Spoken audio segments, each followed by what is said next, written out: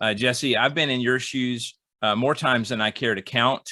Once in the national title game and countless other times. I know there's never like a quote unquote good time to talk about this, but what are your thoughts on the game? I'm just glad we didn't do it yesterday. I don't know if I would have been as composed yesterday. I'm glad we took the time to let me process. I didn't text you a lot on purpose. I wanted to just you have that space. Jessi did good. She had really short text to me, which I knew she was in her feelings. So I understood my feelings. But the sun did rise yesterday, surprisingly.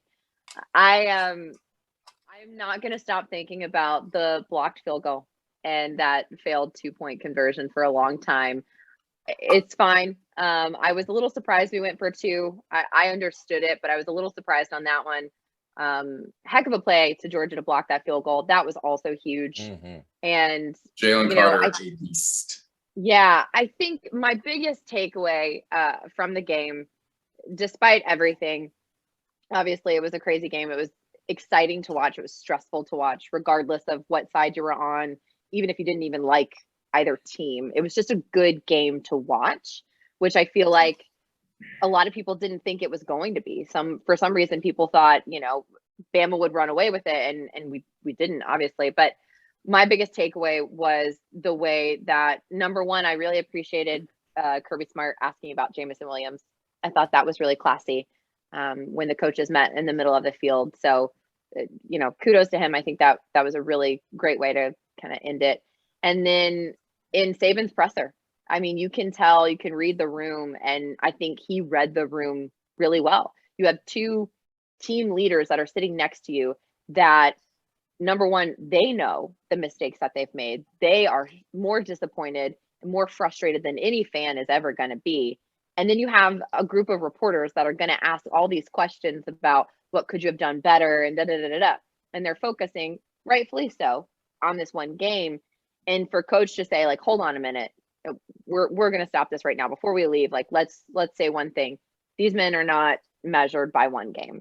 None of the teams are. Georgia's not measured by one game, whether they would have lost either. They had an incredible season. And these 2 young men did as well. And I think as a Bama fan, we should all be very proud the fact that we have a Heisman Trophy winner this year as a sophomore. We have an SEC title, which is huge. We have a Cotton Bowl win, among countless other individual awards. So for a team that everyone thought at the beginning of the season and after the loss to A&M that we were a down year, it was not going to be what it was, the Bama of old was gone. I think we should all be really, really proud of this team and what they were able to do and put together, rally after a Texas A&M loss, because this was a hell of a season. And, regardless of who won, the SEC still won. And I think we needed to show people, after all of those bowl losses that everybody else had, that the SEC is still a super strong conference. So I'm really, really proud of that. And I think we all know that Nick Saban doesn't like to lose, and he comes back stronger than ever. So the revenge tour starts now.